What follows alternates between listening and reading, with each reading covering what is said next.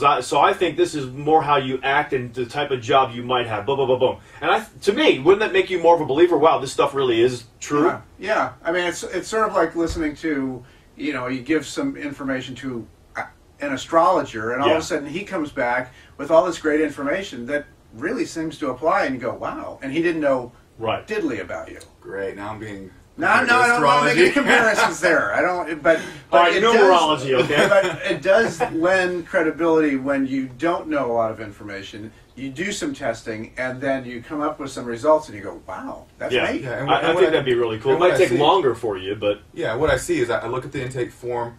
I have an idea in my head. Then I'll do a few tests, like we're going to show here in a second. And once I get an idea, okay, he's definitely left brain dominant. I will then say, look, since you're left brain dominant, you probably have more problems like with your shoulder on the right side of your body, or maybe you have carpal tunnel, but that's not all filled out on the form already. It may or may not be, but I'm just saying these are some things that you might experience, and I go down through a list of things that left brain dominant people might have, and they say, yeah, all my problems are on the right side of my body, for instance. And I would say, okay, well, I put all that stuff on the sheet already, so big deal. What did you guess? What we're getting at, it'd be really cool. Probably be more time-consuming because the stuff would have to be filled out ahead of time, but you see where I'm going. But that information also might help Jeremy if all of a sudden this guy comes in, he fills out that he's an engineer, blah, blah, blah, blah, blah, and he's all left brain dominant, but he's all messed up. And he figures out that he's really right brain dominant. Mm-hmm. He can say, maybe you're in the wrong line of work. He has some information going in. Or more importantly, that we can do things to boost the left brain function, so his work will be more appropriate, so his brain function will be more appropriate to his everyday life. So let's show some of the tests that you would do in your office, and go ahead and just talk about it out loud. And share it with people. First of all, if you're going to check for left brain function, one thing you need to know is the left brain makes sure that your shoulders are pulled back properly. Their extension muscles. Mm-hmm. Your hands are open. You stand up straight. Stand up and show what that is. If your left brain starts to fail, what's going to happen is your left shoulder is going to rotate in, and you're going to see more of the back of the hand on the left side than you will the right side. But what you're doing right now, say that and have John do it. Yeah. So for John, opening your hands, what does it look like? I'm going to have him relax. I'm going to have him take a few steps, shake out his head, shake out his arms, and then just stop. And when I look at him, what I see is his left shoulder is rotated in a little bit more than his right, and his left foot is flared out a little bit more than his right.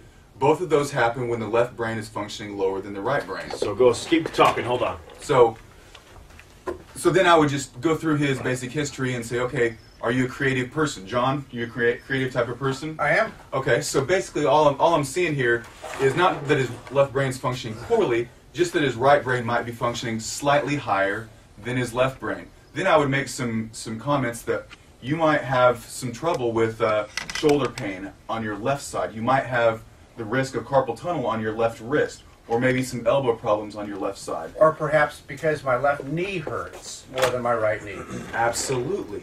Actually, what John has, and the camera's only able to pick up John's right hand, but what John has is typical of most people, especially men, where their extensors are weak, their back muscles are weak, and you see this pronation of their hands where they're turned in. Your hands are not supposed to be turned in. They're supposed to be either neutral or turned out, supinated. Right. So when you compare side to side, you can see it's more on the left, meaning his left brain's functioning lower than the right brain function. So he has less extensor tone.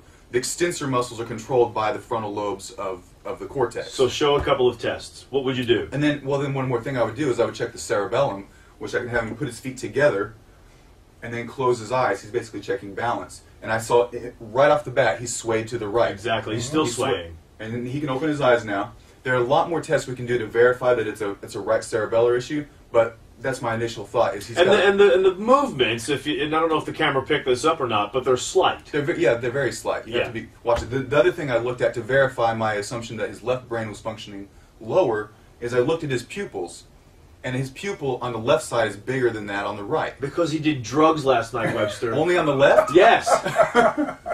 Boy, it was good too, though. And again, it's subtle, but when you know what you're looking for, you can see those subtle differences, and they all correlate to right cerebellar dysfunction and left cortical brain dysfunction.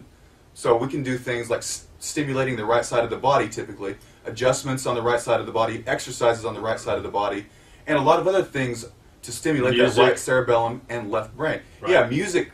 If we want to stimulate the left brain, the type of music that's more appropriate is music with a beat. Rock music, rap music, pop music, whatever you like, as long as it's got a beat, will stimulate the left brain. So if I was going to develop a rehab type of therapy for You John, need some rehab right now. He's going through convulsions. you can sit down. Okay. Oh, you don't have any more tests for it? That was it? For That's YouTube, that's all we got? Oh my Not God. right now. Go ahead. So I might say, John, put headphones in your right ear only. Put some essential oil on your left nostril, because remember we said smell is the only thing that goes the same side.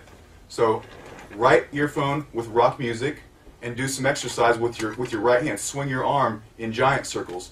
Talking is a left brain activity. So I'm ramping up my left brain right now. But you can talk. You can talk while you're swinging your arm. And in fact, you can do left brain activity while you're talking. You can do mathematics. You can count backwards from 100 by sevens. Now, I didn't to know, engage that I don't left know if side. you know, but Cirque du Soleil is coming in town. Well, All right, they've so- got to be left brain. But you, What does this Thank you. test? You're telling him to talk, swing his arm, you know, count You know by that old seven. Are you thing where kidding? you're tapping your head and rubbing your stomach? I mean, really, is that testing both hemispheres? It is. Yeah. Okay. Yeah. And at the break, what I'm going to have you do is I'm going to have you do exactly what I was saying. I'm going to snap my finger in your right ear. You're going to swing your right arm. You're going to count backwards. Why from at the 100. break? Because we want to hear him talking, counting backwards from 100 while we're trying to talk on the radio. I can talk loud. Why not? We don't All right. want to. He's going to. Okay. Come All right. on. You really want to take that? Come on. Yes. Let's go. Okay. Let's go. Swing your arms. Swing your arms in giant circles. No, just your right arm. You said arms. You said arms. I He was heard it. testing Swing me. your arm. Simon says. Count backwards from 100 by sevens. I can't even do that. I can't- 100, 93, Okay. 86, 79, And the fact that he's 72. the fact that he's saying this out loud is stimulating the left brain further, because talking is left brain function. Okay. Typically. Go ahead. Go ahead, keep going. 65, Although if you're left-handed, you tend to 58. develop your talking centers in your right brain. So you have to take 51. that into account. Are you right-handed? Yes. Okay, keep going then. 51, 44. I need a calculator for this. Okay. Has it been 40 seconds? 37. You can stop now. It's 30. been 40 seconds. Now, I'm that's, exhausted. you shouldn't be exhausted from doing that. Okay. Put your feet together. They're together. Close your eyes. They're closed. He didn't sway to the right. You did he? didn't. I know. noticed I that. didn't. The last time I did this, I could feel myself sway to the right, and this time I felt rock solid. Yeah, that was pretty So cool. we did some simple things to stimulate the right cerebellum and likely the left brain. So he's probably functioning a little bit more balanced now. He's happy. He's grinning. He was happy before. Stereo brain. Is he finished? He's finished for now. All right, so let me tell you one of the things, and I shared this on the show a while back, that I learned in Super Learning 2000, and give me your input on this. This is another one of those goofy exercises, but it works immediately. Anybody could do this. Do not do it if you're driving, please, or doing any operating heavy equipment, all the things that they say. Okay. So if you notice that most people are breathing out of one nostril, about every 90 minutes, it goes to one side of your brain. Every 90 minutes, it changes to where you're using the others more of the other side of your brain. You breathe out of the other nostril.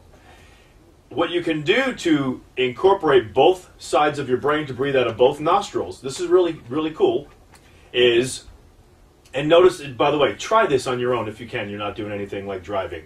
Notice which nostril you're breathing out of. Okay? I can drive and breathe out of. Notice which nostril you're breathing out of. But the test or the exercise is this.